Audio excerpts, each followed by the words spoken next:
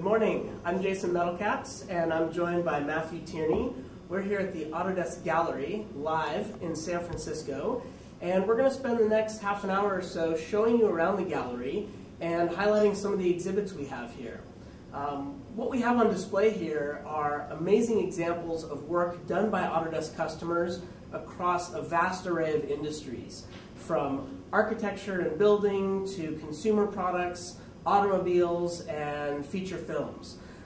So we're really excited to have you with us here today, and looking forward to a good show. So one of the things that I think makes the gallery unique is that we focus on design process. So how an idea goes from concept through design engineering, iteration, to ultimately being produced and put out in the world. We really aim to find innovative projects and show the one-of-a-kind artifacts of how things are created by engineers and architects.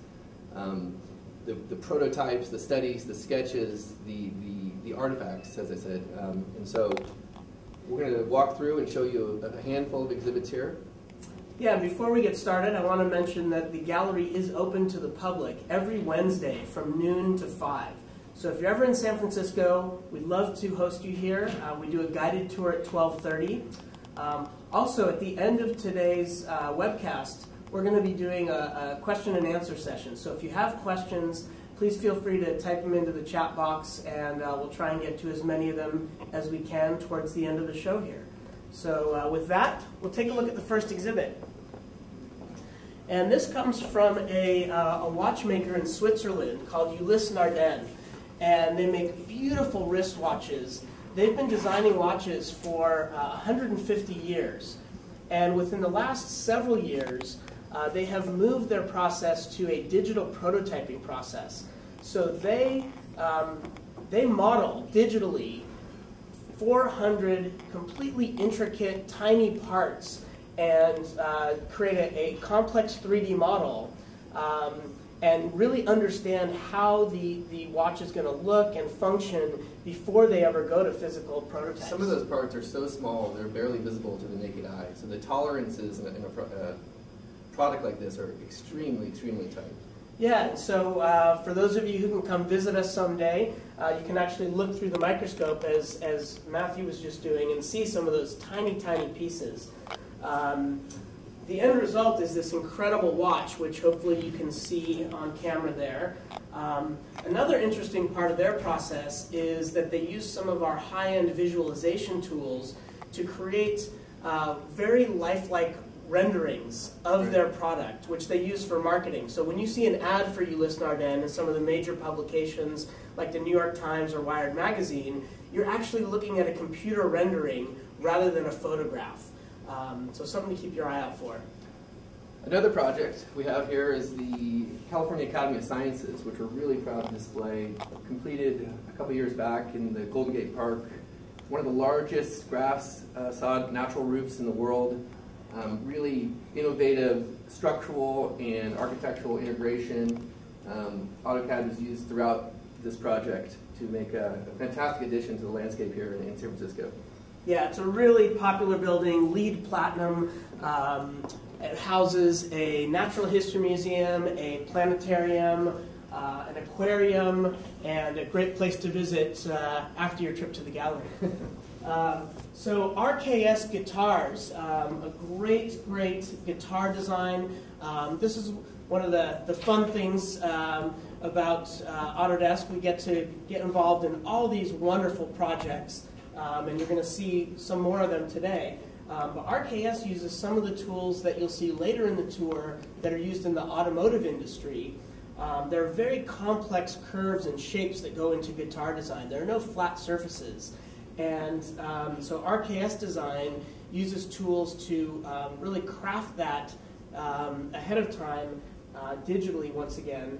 And we are really thrilled to be joined by Chuck Jones. He's an MBA intern here with us this summer, and he's going to give us a little preview of how great these RKS guitars sound.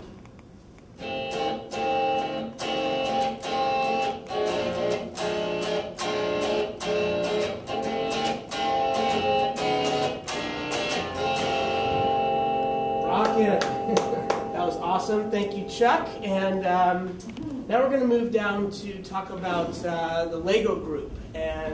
Lego blocks. And I love this story because so many of our customers tell us that they played with Legos as kids. So the designers and engineers of today played with Legos as kids, and that really inspired them to their future professions. If you come on in a little closer, you can see this 8.5-foot tall mega model. This is a replica of the type of model that Lego puts together for their Legoland theme parks. And as Matt was describing earlier, we like to focus on the design process and the behind the scenes of some of these projects. How things are made. Yeah. To put it in a nutshell. Exactly, how they're made. And so you can see we left a cross-section open of the dinosaur here. We encourage our visitors to add on and help us complete the dinosaur. But this really shows some of the structural elements, which when you see this in the theme park, you never really think about how it would stand up. Once you see the steel underneath, you understand that that's really necessary to keep this from falling down. This was actually produced in the Czech Republic. And the time-lapse video that we shot during the fabrication of it was quite stunning to see this piece come together. One of the great things that I like to sort of think about Lego and their progression, they celebrated their 50th anniversary a few years back. When I was growing up, there were maybe 20 different shapes of Lego bricks, and I think they were all rectangles. Today there are over 900 Lego brick shapes. And they use one of our products, Maya, to design all of those shapes. So now you have these very intricate shapes, specialized things for Batman and Indiana Jones. And Lego continues to be a really great toy for kids to play with and inspire them. Switching gears back to architecture, the Shanghai Tower project we've been really thrilled to work on for the last year or so is in construction now in Shanghai, China. When completed, it'll be the tallest building in China, the second tallest in the world. It's a fantastic example of sustainable design. 21% of the building's volume is dedicated to public space. It's envisioned as a vertical public garden, a series of public gardens. When you speak to the architects about their design intent, they talk about performance design, which is actually a very interesting way to go about, rather than being driven by the aesthetics or the look of the building, they're really driven towards creating an efficient structure. So reducing the wind shear, reducing the amount of steel, ultimately creating a much smarter, more sustainable design. Yeah, and you can see the really interesting form of the building.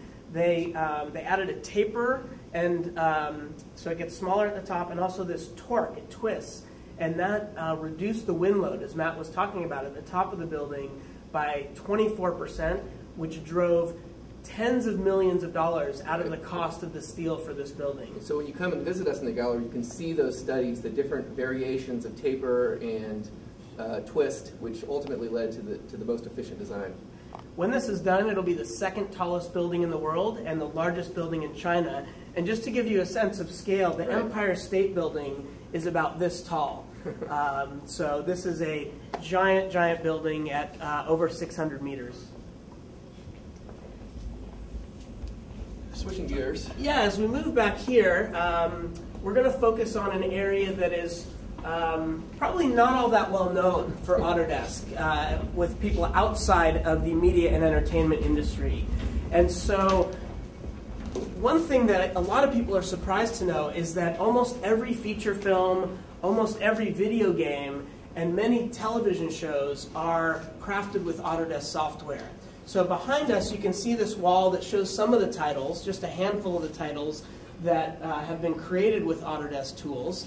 And you know, to call out a couple of them, something like Up makes a lot of sense to those of you who know Autodesk. There's a lot of 3D modeling involved, a lot of character animation, so that makes sense.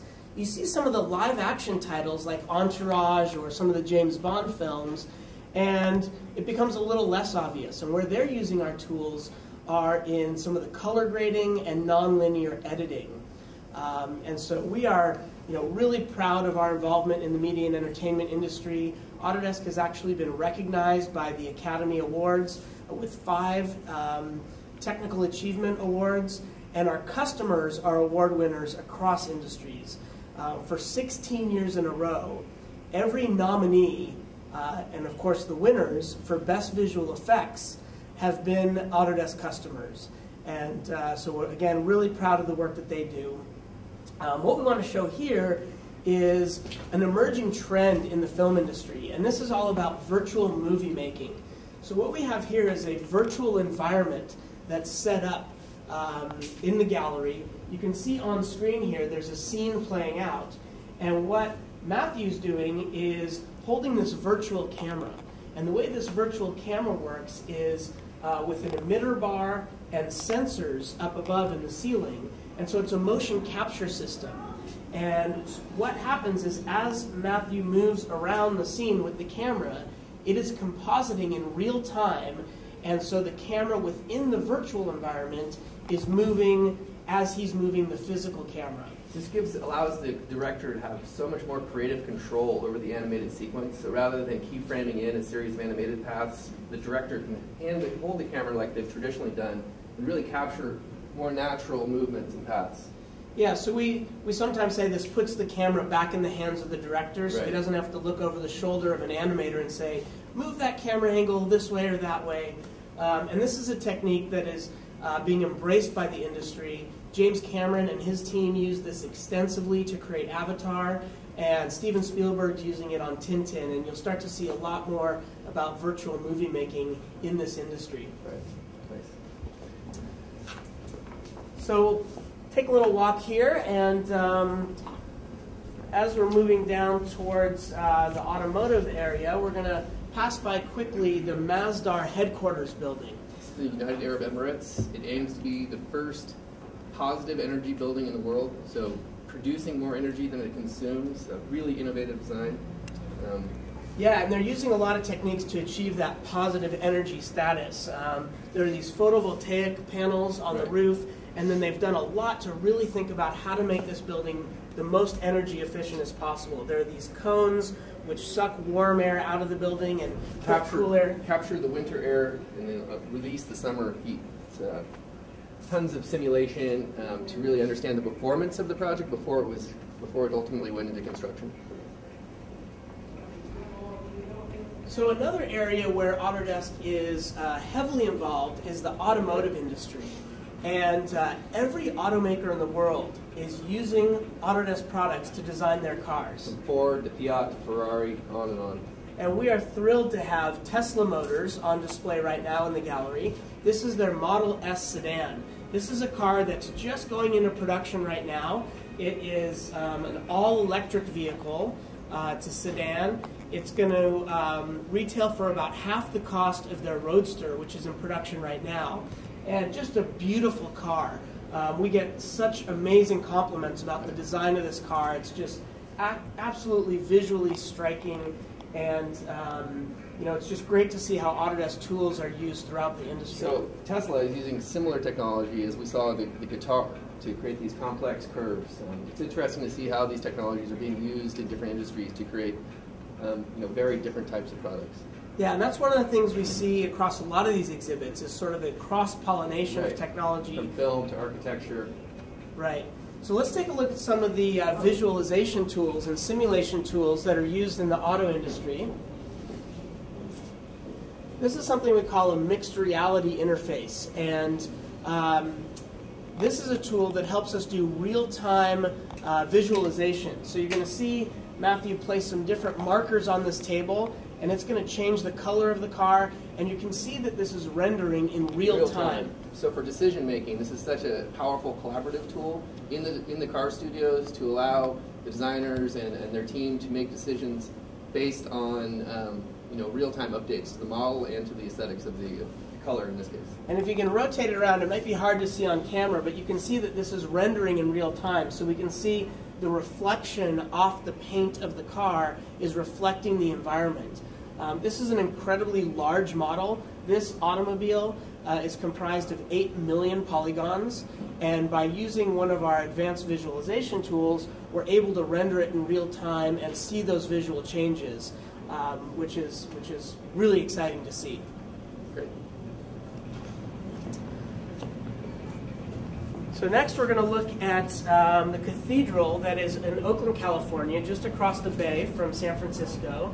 And great example of the process that Matt was talking about earlier. Like we introduced the gallery, and the theme of the gallery is to show those one-of-a-kind artifacts from the engineers, in this case architects' drafting table, those relics of the design process that you would not otherwise see anywhere. And so we have a series of studies, whether it's the end wall, which would form the back of the cathedral, or the organ study models. So these are handcrafted, laser cut in many cases, or here we're seeing 3D printed study models of the door handles. So we've got a low density and a high density 3D printed model, which we try to get at the inspiration for the projects as well. And so here, Jason, I don't know if you want to talk about.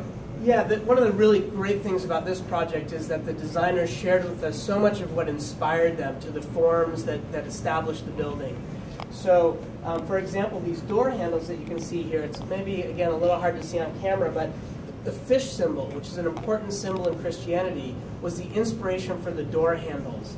Also, on the graphics here, we show the Vesica Pisces, which is an ancient symbol of congregation. It's two intersecting spheres, and as you see that inspiration and then look at the final form of the building, you really see how it was sort of portrayed into that final design of the building. The plan and section of the building.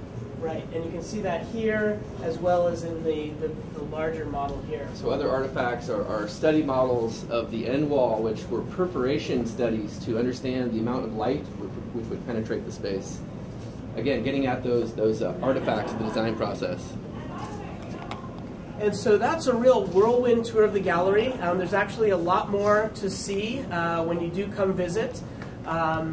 So please, continue to type in your questions, and we're gonna, I think, open it up now for questions and answers. Jason, we have a viewer who would like to know if they could borrow the car.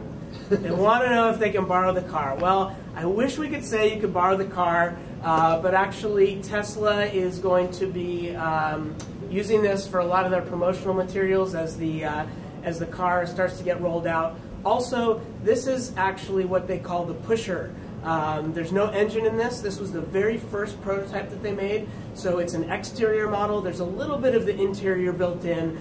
So even if we were able to let you borrow it, you'd have to do a little bit of a Fred Flintstone and just push it with your feet. However, if you do come by the gallery sometime next month, we will be craning it out of the second floor down onto Market Street here in San Francisco, which is always quite a thrill to see. Yeah, if you want to see that process in action, go to YouTube and just type in Tesla and Autodesk, and you can see how we craned it into the building, because we are here on the second floor. That's right. Great. And what visualization tools were used in the car display? Not the Tesla, but the other car display. So the visualization tools that are used in that mixed reality interface, that's Autodesk Showcase. It's one of our advanced visualization tools. And then we work with a hardware partner called Commerce. They're out of Austria. Right. And they create the hardware that interfaces with Showcase to create that really cool exhibit that you saw there. And that's something that the automakers are using pretty extensively. That's right. So does the gallery travel? It's a good question. We take a handful of projects, between 6 to 8 of the best projects every year, and bring them to our major design conference, which is Autodesk University, which happens the weekend after Thanksgiving. This year we're planning, I think, 6 projects, which if you're going to attend Autodesk University, we hope you stop by and visit the gallery. Is the gallery only located here in San Francisco? Do you have other galleries? Great question. So this is our flagship gallery. We do have a couple smaller galleries. One is just outside of Boston, which is our architecture, engineering, and construction headquarters, and one outside of Portland, which is our manufacturing headquarters. Those are smaller. They're more focused on customer meetings and partner meetings, so they're not open to the public. But yeah, we do have those 2 smaller galleries. So was the Tesla car conceptualized using AutoCAD, or was a prototype made and then drawn into AutoCAD? So the Tesla vehicle was conceptualized using some of our tools called Alias. There's a whole suite of tools around Alias. And then some of the visualization was done in Showcase. Lots of traditional sketching, the auto designers still use a lot of pen and paper and ink. It's a back and forth. It's a very non-linear design process. Yeah, and then they're also taking some of those traditional sketching techniques and moving them to digital form. So through the CAD models. Right, so there's a lot of back and forth between the digital and the physical, and one of the interesting things I wanted to point out about the auto industry is that there's so much computer-generated content within the auto industry. Almost every commercial or print ad you see for a car, that vehicle doesn't really exist. It's actually computer-generated, and so next time you see a car commercial, look for the driver. 9 times out of 10, you won't see the driver, and that's not just because the windows are tinted. It's because it doesn't exist. I was fascinated to know those same digital models often go into Matchbox toys or even into video games through EA, or the same digital model is repurposed in so many different formats. It's pretty impressive. So how involved does Autodesk get into with the projects that are displayed in the gallery? So for example, you talked in the beginning about the Shanghai Tower. Can you explain? Yeah, that's a great question. So was the software customized for the project, or? Right, so Autodesk is a software company. We really provide the tools that our customers then take and create all these wonderful projects and products that you see around us.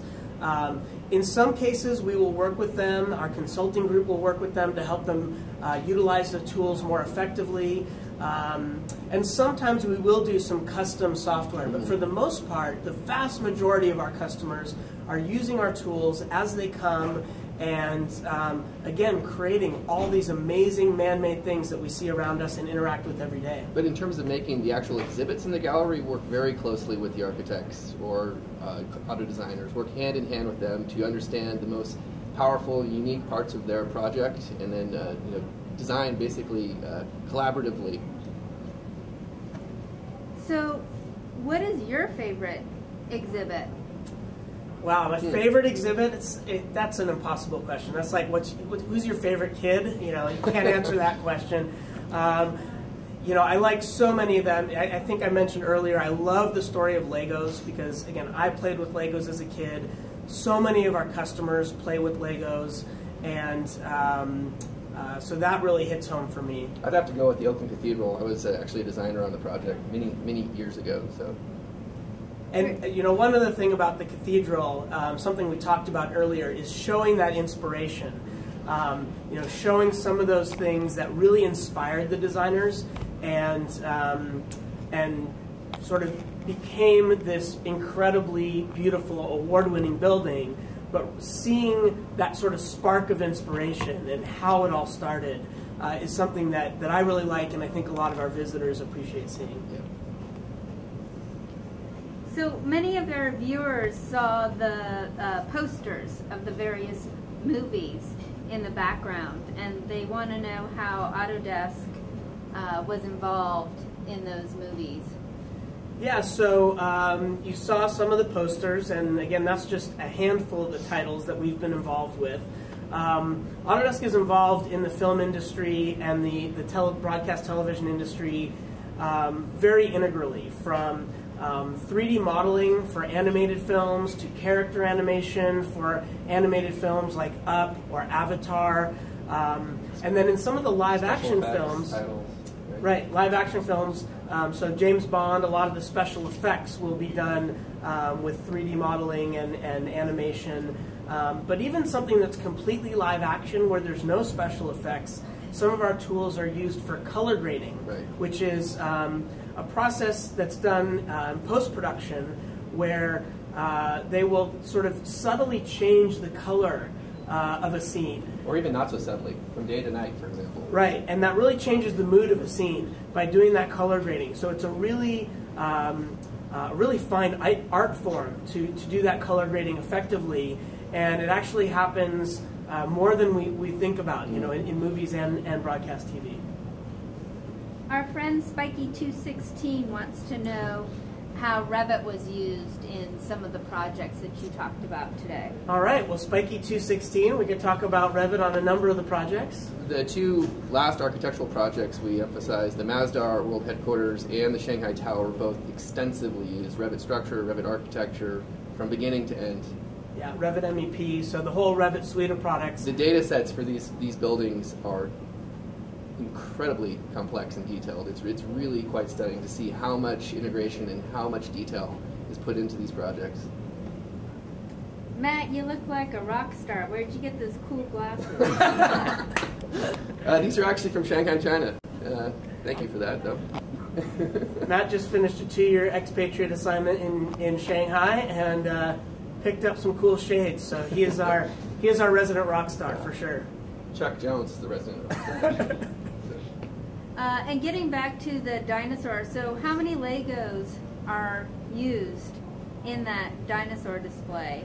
And did you personally build it? How long did it take to build? That's a great question. I don't know how much time we have, but I think we should do a little contest where people could type in what they think is the answer for how many bricks, and the person who's the closest will get a private guided tour from Matthew and I next time they're in San Francisco. A miniature model of the dinosaur. That's right. We've got a miniature model of the dinosaur. So go ahead and type in what you think is the number of bricks that's in the dinosaur, and in a few minutes we'll tell you who's closest. But to answer the other part of the question, it was fabricated in the Czech Republic and shipped here in 5 or 6 different pieces. I would say it took about 2.5 weeks to build it. To build it. Yeah.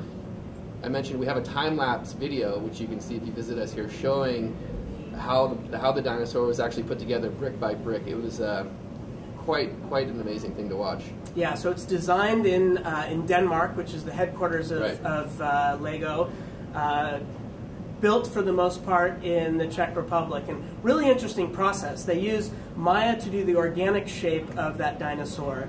They have some proprietary software called Brick Builder, which tells them exactly where the bricks are going to go, and then they use AutoCAD for construction drawings. So they actually send construction drawings from Denmark to the Czech Republic, and use those AutoCAD drawings to construct it. Basically instructions, brick by brick, color by individual piece. It's really cool to see the photos.